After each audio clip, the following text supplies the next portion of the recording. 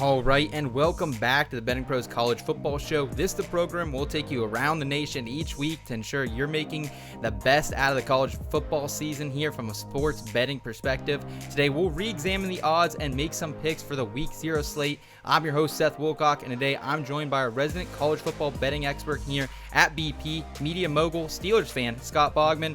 Bog, does it feel real? Does it feel like we're this much closer to the college football season being back in action?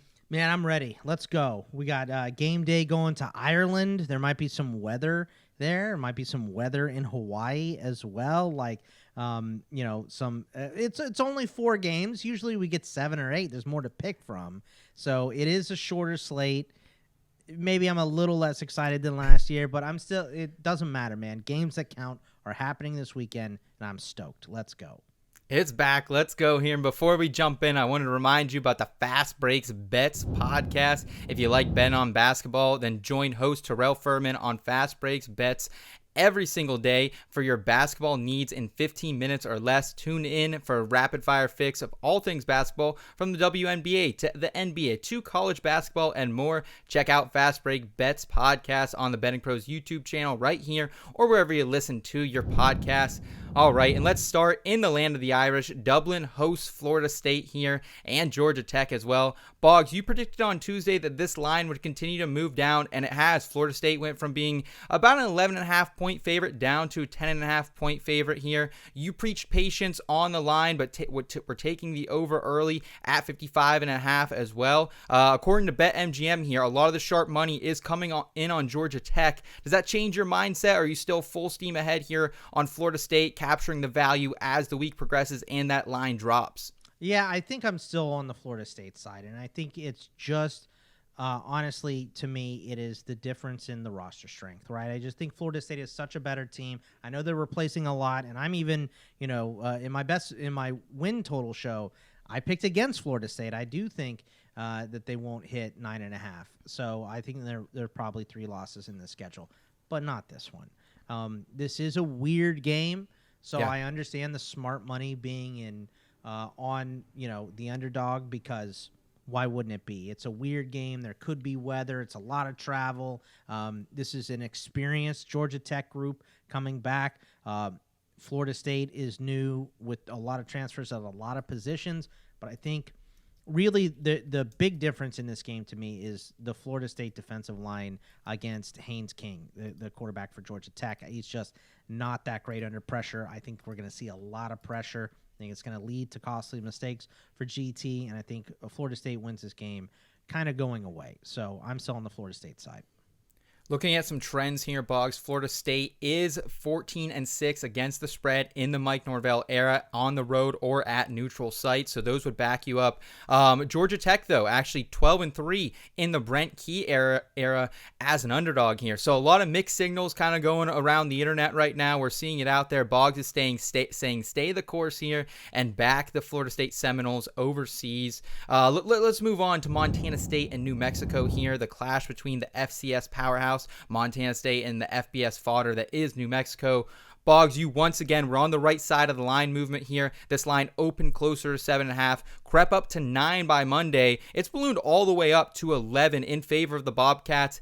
Is that too big now? Because the only thing for me looking at some of these trends here is an FCS team has only been an FBS team 4 times last season. So with that being said, is 11 too big of a number to back?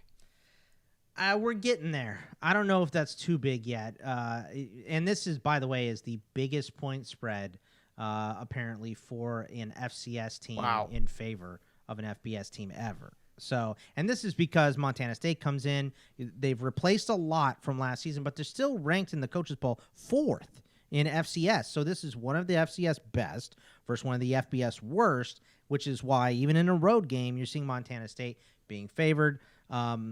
I like Bronco Mendenhall, but there's just not a lot of talent at New Mexico, and I think Montana State is going to score. I mean, last season they were second in points per game in the FCS. They were first in yards per play last season. Montana State was, so I think they have the good thing rolling at Montana State. I'm going to stick with them.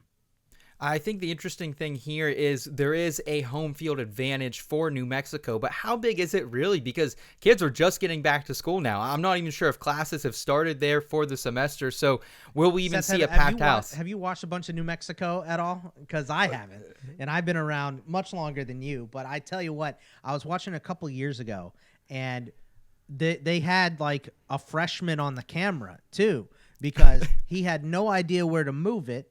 No idea where to go. I'm getting this local feed. There's a spot on the camera, too, that they haven't fixed. Like, it's just, there's going to be maybe 10,000 people at that stadium. And that might maybe being pretty favorable. So it's going to be fairly empty. I think Montana State rolls in this one. All right. Bush League stuff, Boggs is saying over there. Before we keep it moving, I do want to remind you, if you're interested in a BettingPros premium free trial, all you got to do is download the BettingPros app today, activate your free trial from the BettingPros premium upgrade screen. You can get expert picks, projections, our prop bet analyzer, custom line alerts, and much more for the NFL, NBA, MLB, and of course college football. Go and get your free trial for the BettingPros premium today. All right, and we're moving forward here to the Week 0 primetime matchup between SMU, who won the AAC last year, now transitioned to the ACC. They're facing Nevada, a 2-10 team from last season. They're tearing it down. They're rebuilding it here under Jeff Choate.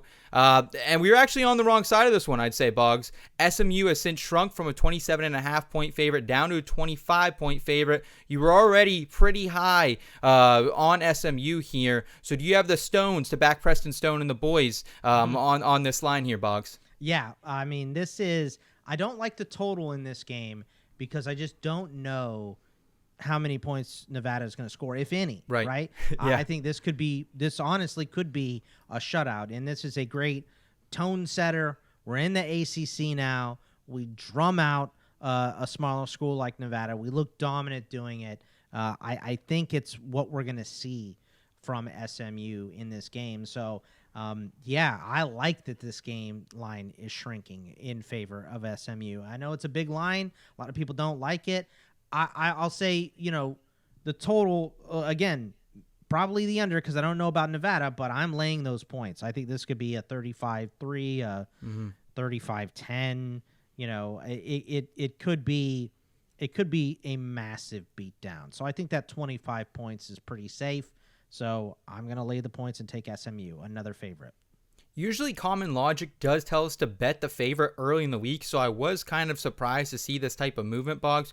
Do you expect this number to keep moving down, or do you think 25 is probably the best value we're going to get on SMU and these Mustangs here? No, I think I think it's too big a line for a team at home. I think that's what the public is seeing and saying, look, it's the first game. Yeah, Jeff Choate is a different coach. This team is going to be better, and I expect them to be better as well. SMU is bringing back so much on defense, and Nevada was so bad on offense last year. It's such a major mismatch, not even to mention SMU's offense with a guy like Preston Stone, who's one of the best QBs in the country, right? So with that offense and in particular that defense against Nevada, I just see this as a absolute drubbing by the Mustangs.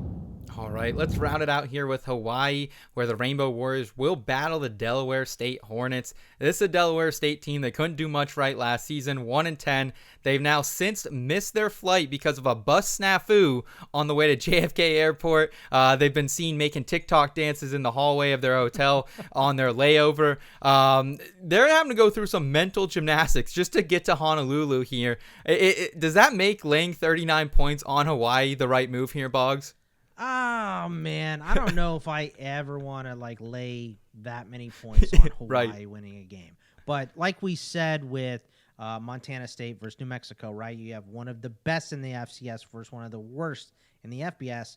It's a tale of two halves. Here we have one of the worst in the FBS in Hawaii versus one of the worst in the FCS.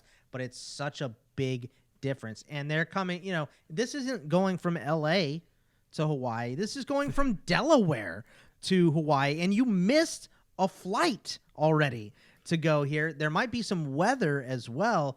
I guess if you want to bet Delaware State, I guess the thing that would move you towards that way is Chang saying they're not going to show a lot in this game. They're going to be very vanilla. They have UCLA coming in next week, right? So they want to save their firepower and not really show a lot of their offense against Delaware State because they're not going to need it. But I don't think that really matters. I think they're going to win this game going away anyway. And, this team they had 5 wins last season, a game away from bowl eligibility. This could be a tone setter game for you moving forward in the season to kind of boost your confidence as well if you're Hawaii. So I think they're going to take this time to step on the heads of Delaware State and really try to make a statement here and look kind of scary. So I think this is a Hawaii drubbing again. The total, I don't want to mess with because I don't know if Delaware State scores at all. And if we are being vanilla, does that mean we're vanilla enough to pull our starters when we're up 35-zip?